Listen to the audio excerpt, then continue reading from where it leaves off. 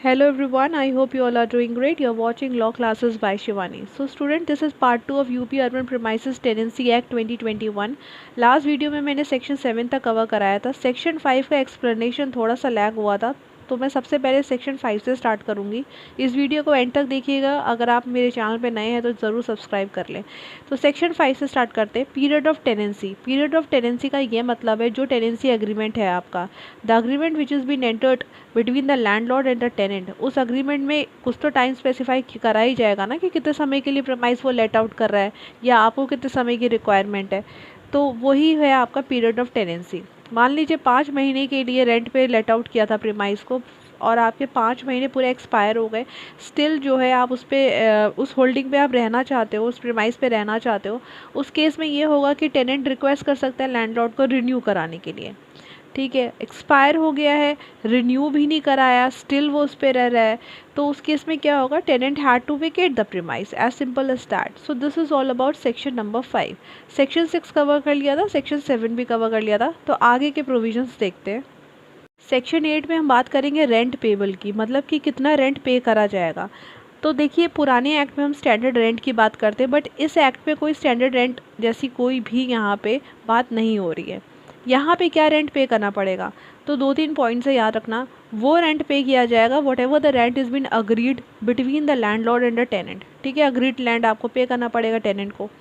उसके बाद जो भी रिवाइज किया गया है आपका rent under section number 9, section 9 बहुत इंपॉर्टेंट है, and what ever is been determined by the rent authority under section 10, उतना रेंट जो है पे करना पड़ेगा. रिसीव कौन करेगा, लैंडलॉर्ड रिसीव करेगा या फिर एक प्रॉपर्टी मैनेजर भी है यहाँ पे.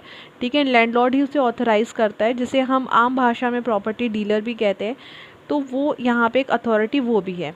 तो फिलहाल सेक्शन 8 में रेंट पेबल आपको समझ में आ गया कि स्टैंडर्ड रेंट जैसा कुछ नहीं है इस एक्ट के अंदर. Now section number 9, it is revision of rent. Revision of rent में क्या आपको पढ़ना है, तो देखिए section 9 it talks about the revision of rent. Revision of rent का मतलब ये है कि जो रेंट है वो एनहेंस हो रहा है, वो बढ़ रहा है, वो इंक्रीज़ हो रहा है. अगर रेजिडेंशियल पर्पज़ के लिए लेट आउट करी गई थी होल्डिंग, तो यहाँ ये रूल चलेगा कि रेंट जो है रिवाइज होगा 5% per year. Non residential purpose के लिए अगर मान लीजिए लेट आउट करा गया था, उस केस में 7% इंक्रीज़ होगा, 7% पर ईयर. तो ये तो बहुत ही अच्छे से ध्यान रखना है, 5% per year and 7% per year. तो ये रूल याद रखना. उसके बाद लैंडलॉर्ड ने मान लीजिए कि उस प्रीमाइस पे कुछ कंस्ट्रक्शन कराया, ठीक है, रिपेयरिंग कराया, कोई स्ट्रक्चरल ऑल्टरेशन कराया. So in that case rent will be enhanced. आप ही से रिकवर करेगा वो रेंट. तो क्या होगा कि 1 महीने बाद ही वो जो रिवाइज रेंट है it will come into force.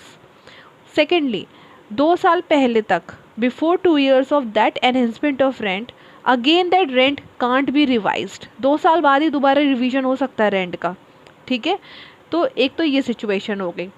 दूसरी बात ये है इसमें कि मान लीजिए प्रीमाइस जो थी that was let out before 15 जुलाई 1972, ये आपके पुराने एक्ट की एनहेंसमेंट डेट है. ठीक है ना, सॉरी एनफोर्समेंट डेट है 15 जुलाई 1972. अगर इससे पहले कोई प्रीमाइस लेट आउट करी गई थी तो ये मान लिया जाएगा कि इसके बाद भी वो लेट आउट करी गई है जब से आपका ये एक्ट आपका जो है एनफोर्स हुआ है.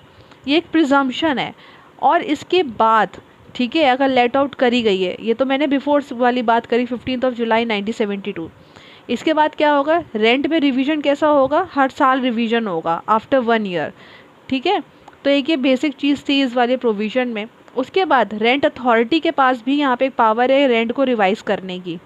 मान लीजिए जो भी एनहेंस रेंट है, the rent is not been revised between the landlord and the tenant, वो उसने रिवाइज नहीं करा है. उस केस में क्या होगा, रेंट अथॉरिटी डिटरमाइन कर सकती है दैट एनहेंस रेंट, कितना रेंट जो है यहाँ पे इंक्रीज होगा.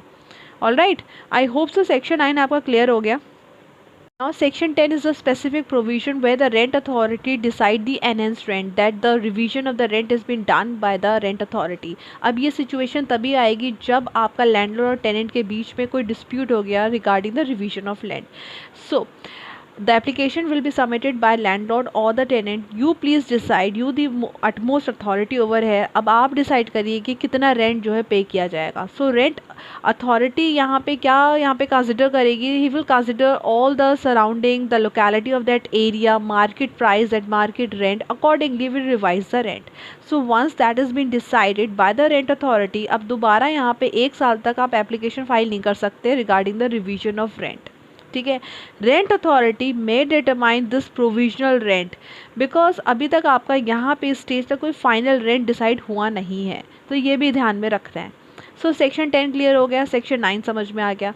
सेक्शन 11 में सिक्योरिटी की बात कर रहे हैं. कितना सिक्योरिटी डिपॉजिट करना है. अब लीजिए कोई घर है, अगर आप किराए पे रहने के लिए ले रहे हैं, तो उस केस में यानी कि रेजिडेंशियल पर्पज़ के केस में 2 महीने से ज़्यादा का जो भी रेंट होगा, आप उससे ज़्यादा सिक्योरिटी डिपॉजिट नहीं करेंगे.